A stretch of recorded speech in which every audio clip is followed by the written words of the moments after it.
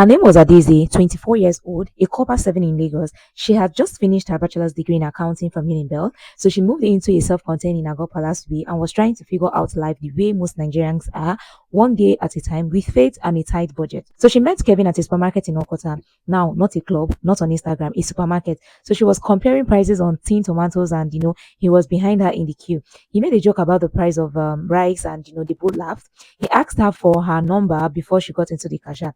That was in March. By April, he was already calling her every morning. By May, he had met two of her friends. By June, her mother in Enugu was already asking when she was bringing him home. So Kevin was everything on paper. He drove a fairly clean Toyota Camry. He said, oh, he was in building materials. He dressed well, but not suspiciously well, kind of. So he did not club. He went to church, or at least he went with her when she invited him. He was not aggressive. He was not controlling. He was patient and consistent and present, which is exactly why nobody suspected anything. So the first sign Adaeze noticed, though she did not recognize it as a sign at the time, was that Kevin was very particular about her hair, not in a sweet way, in a very specific way. So he would ask her not to cut it. When she mentioned going to a salon to trim her, he got quiet in a way that felt strange. So she thought maybe he just liked long hair, so she would let that go. The second sign was the photographs. So he took pictures of her constantly, which she liked at first. Who does not like a partner who wants to capture memories and have their pictures on their phone, right? But she noticed he never posted them. Not one, not on WhatsApp status, not even on IG, because this guy is very, very active on IG. Nothing, nowhere. So when she asked him, he said, oh, he was a private person and did not like social media. So she accepted it. The text sign was the travel. Every 6 to 8 weeks, Kevin would travel. He said it was for business, sourcing materials from Aba or meeting suppliers in Port Harcourt. He was always vague about the details. She did not push because she was not the suspicious type, and she did not want to be the girlfriend who would not give a man space. But the fourth sign was the one that broke everything open. It was a Saturday in October. They had spent the day together in his apartment in Isolo, a decent 2-bedroom that he shared with nobody. And never fully explained how he afforded it. She had cooked and they had watched a film together. So it was a normal day. She woke up at 2 a.m. needing water. Kevin was not in bed. She assumed he had gone to the bedroom. So she lay there for 5 minutes, then 10, then she got up. She found him in the sitting room. The lights were off. He was on his phone, speaking in a very low voice. When he heard her footsteps, he ended the call immediately and looked up. The look on his face in that moment was not the face of a man who had been caught doing something ordinary.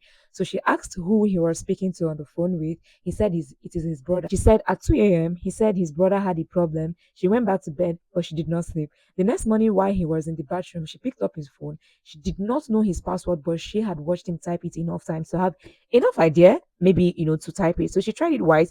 The third attempt, the phone opened. She went through his recent calls. The 2 a.m. call was not to any name saved as a brother or a family member. So it was to a contact saved as a single word. She stared at the name for almost a few minutes before her brain caught up with what her eyes were reading. The contact was saved as Baba. Now, in Lagos, Baba means one thing in that context, and it is not your father. So her hands were shaking when she scrolled further. She found the WhatsApp chat with the same contact. Most of the messages were cryptic, dates, times, references to things she could not fully understand. But one message was very clear. Clear enough.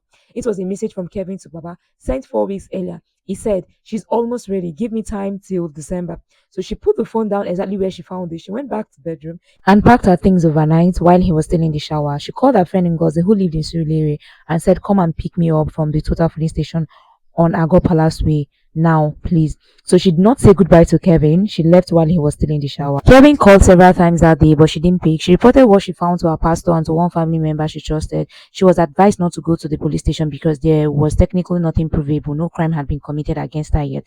She was told in very clear terms by people who understood these things that she had left at the right time, that the pattern, the hair, the photograph, the travel, the 2 a.m. calls, the December timeline was not coincidence. So she changed her number. She moved out of her apartment in Ago and went to stay with her aunt in Ikorodu.